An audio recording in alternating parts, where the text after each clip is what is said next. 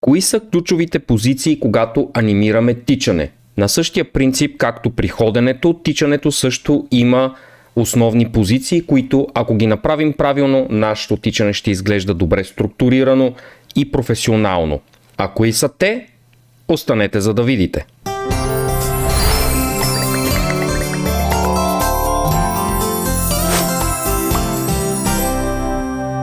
Здравейте и добре дошли в Анимационна работилница, каналът, в който си говорим за 2D анимация.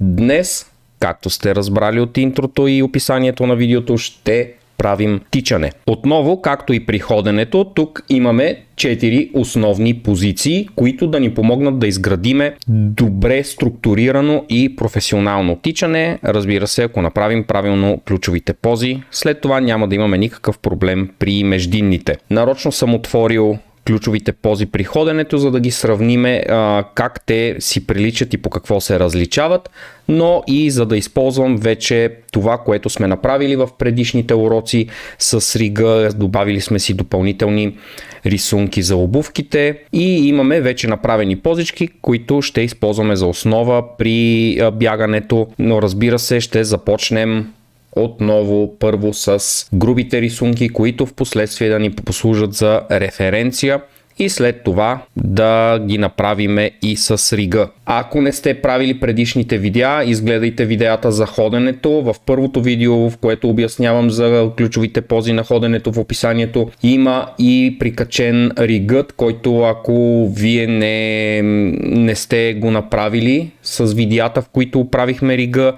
ще може да си го изтеглите и да правите упражненията. Слагам го и тук също в описанието, разбира се, но ако искате да може да плавно да надграждате своите знания, ви съветвам да изгледате поне видеята за ходене, за да може да направите и бягането.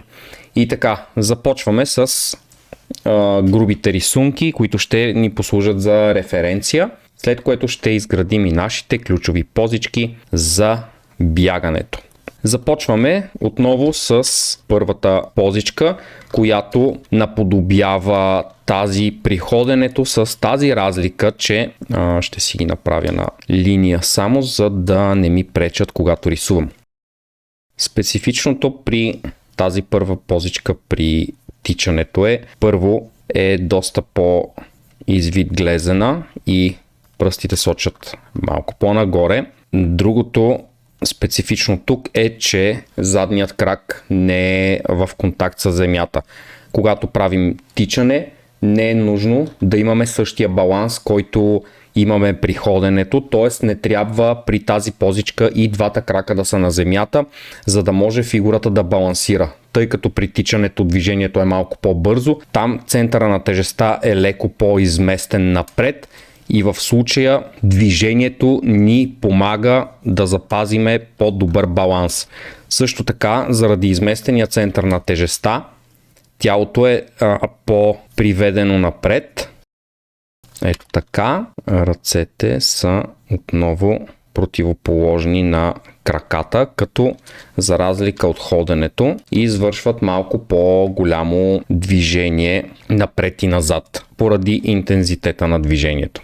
Така, следващата позичка, отново преминаващата, позичката, в която задния крак преминава напред, за да може да направи следващата крачка.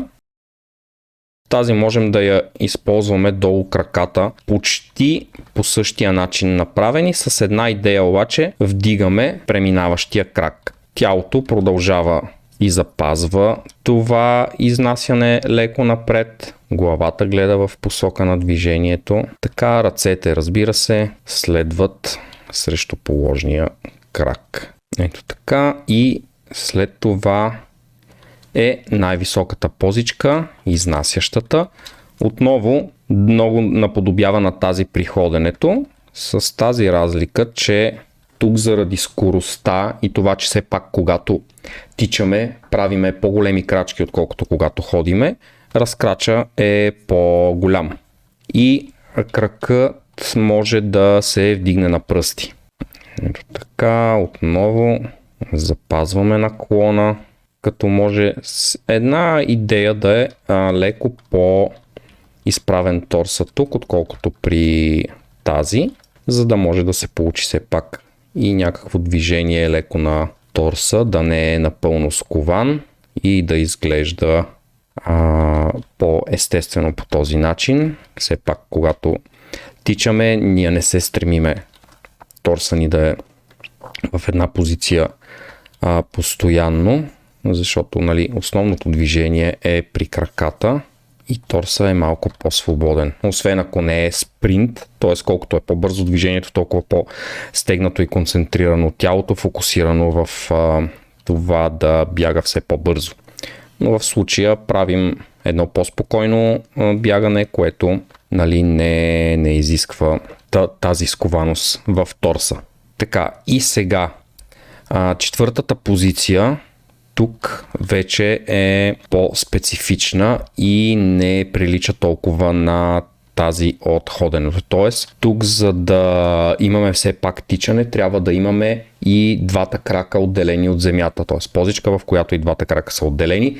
И всъщност това е и най-високата позичка, момента в който тялото е отскочило напред и е с двата крака във въздуха. Така, вдигаме я нагоре. Тук ръцете са в другата си крайна позиция. Хубаво разперени напред и назад. И сега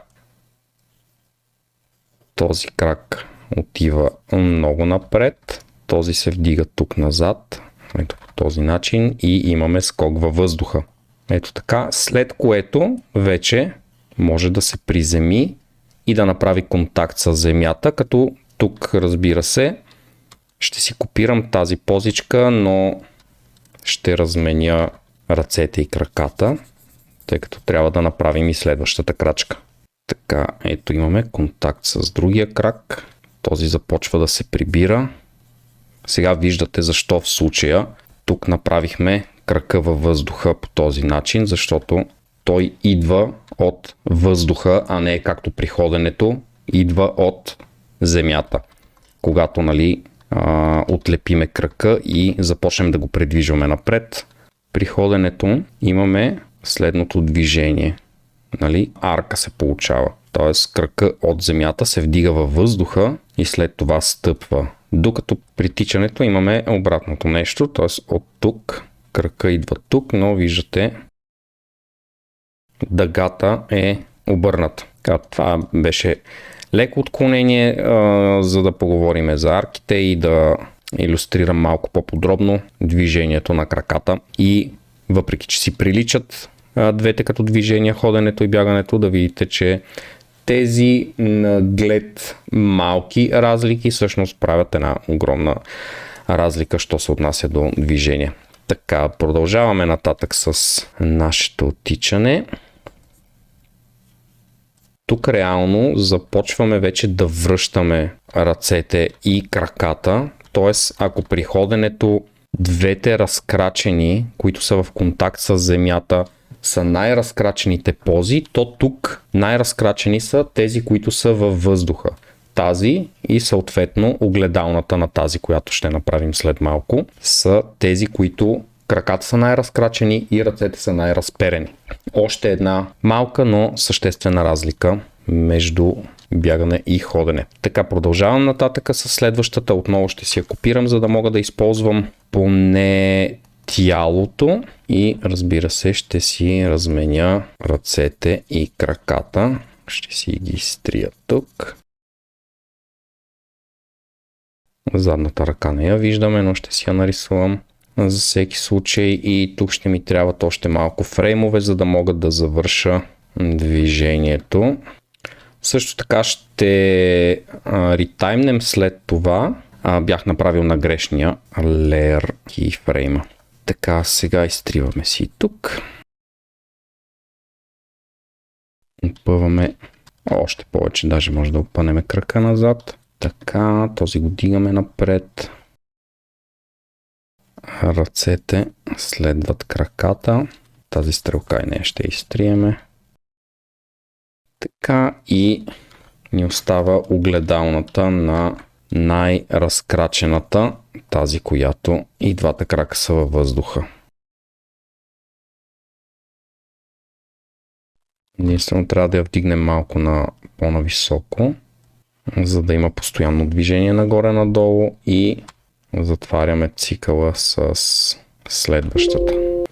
По този начин имаме вече цялото тичане, което е доста бавно, както виждате, и за това ще го направим за по-малко фреймове. Двойно по-малко.